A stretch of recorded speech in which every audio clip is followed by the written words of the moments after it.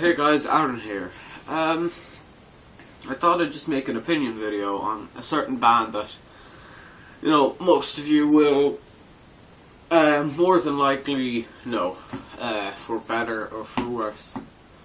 That band is Black Veil Bride.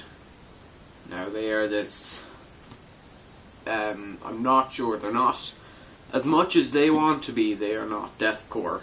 You can see, they really want to be a deathcore band, but because of points I'll get to later, they're not. Now, basically their demographic isn't appealing to people with good taste in rock music. They're appealing to the, sad kids who stay at home, just doing nothing, listening to My Chemical Romance all day, thinking it's heavy. And that's one of the main problems I have with the band itself. Not exactly the music, but it's really hard to get into a band when they have terribly annoying fans. Nothing ruins a good thing like when there is shit tons of annoying fans, and that really ruins it for hearing a lot of other bands. But Black Veil Brides in particularly girls who only, let's say, a very large portion of the girls who listen to Black Veil Brides treat them like a boy band. They only, half of them only like them because of Andy Biersack, and they think Andy Biersack is a ride, per se. If I was a girl, I don't know, I'd want to bang Marilyn Manson or Bruce Dickinson or Tony Iommi. Well, maybe not Tony Iommi, but you get it. I wouldn't, but I still really don't like the way it's treated as, and as is witnesses, I know people, and they've said to me this fact. Fans think they are, quote unquote, brutal.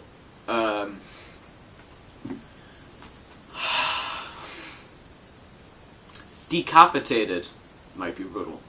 Cannibal Corpse are brutal. Well, maybe not even, they're death metal anyways.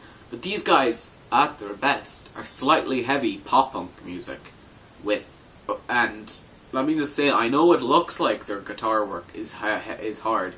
With sloppy guitar work, all it is painfully excruciating solos that are painful to listen to, because if you have, say one of the songs I listen to, The Ritual, that has an uncomfortable amount of shredding in the background. They're all shredding guitar solos, and they have no reason in justifyingly having two guitars, because no one wants to hear two guitars, one playing the normal one, which sounds great. The proper, when they play chords, when they play, main riffs and stuff, that's good. When you have some guy who clearly doesn't memorize it, if you hear different versions of whenever he's playing, he's clearly making half of the shit up. Chords, and it sounds really fucking awful. On paper, or not even on paper, even the idea of it is really terrible, and it comes out terrible in execution. The band itself, I will give it we'll give it some credit. Their current drummer, not the previous drummer, their current drummer is a solid drummer. If you listen to songs on their second album, Set the World on Fire, which they didn't, they wish they did, it is solid, does have plenty of solid drumming on it. But, as I said, it's kind of hard to appreciate it when you have the guitars in the background. Now, Andy Biersack has little to no,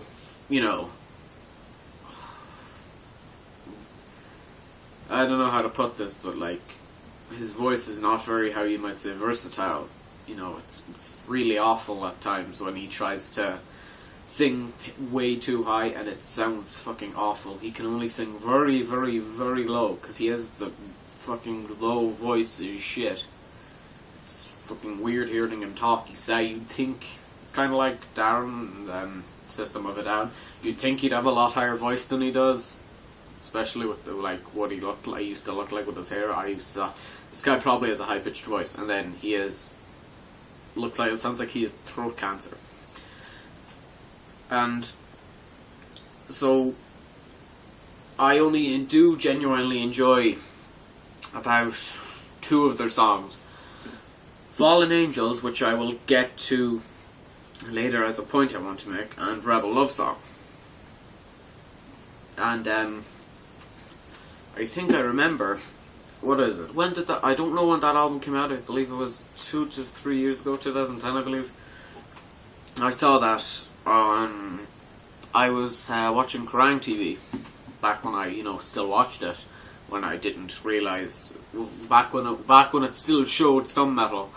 I listened to it and I thought, this is okay.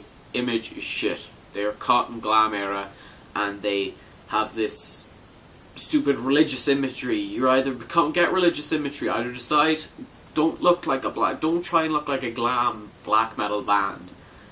Be a glam metal band. Otherwise you're just looking like posers. And that is the main point I have to come to there. They are, at the end of the day, posers. I'm not one of them people that say, oh, you're not a true metalhead, you're a poser, you're fucking stupid, you don't like this, that, and the other type of music, oh, you're a fucking poser.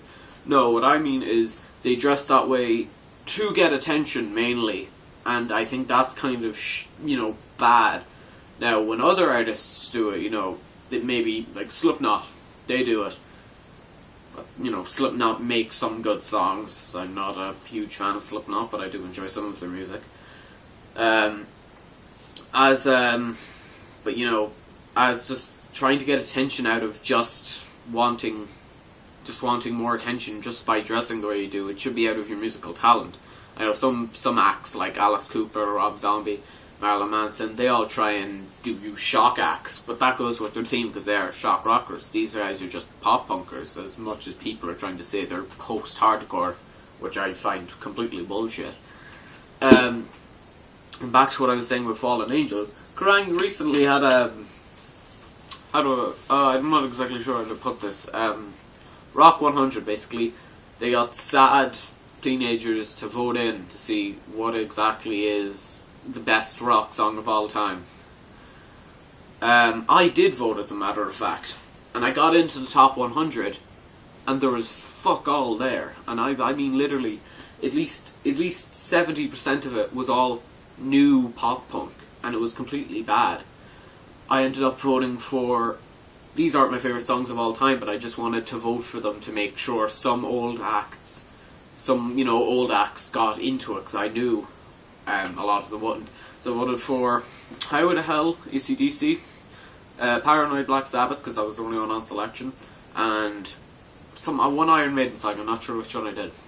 But I did that, not because I necessarily think they're the best songs, so I needed some old bands there. And lo and behold, who gets the top 10 spot? Shitty deathcore and pop punk. Who gets the top 2? Black Veil Bride's Fallen Angels. I nearly fucking vomited when I saw that.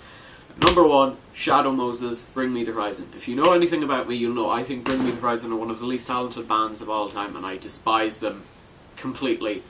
Ollie Skies is a shit screamer, but, all that aside, it was a really fucking shit list. That's for another day, talking about Bring Me the Horizon. But all in all, I really dislike Black Veil Brides considerably.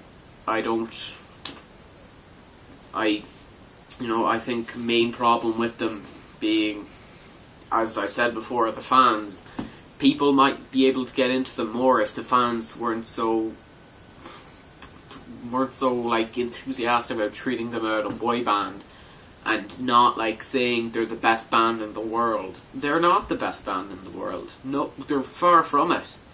Not even one of the best modern bands. They're a subpar band. They're slightly below average band that's saved by a solid drummer and the occasional good song. That doesn't make them the best band in the world. I really think... And I will do something on Kerrang another day, but Kerrang are basically corporate whores who will just latch on to anything popular.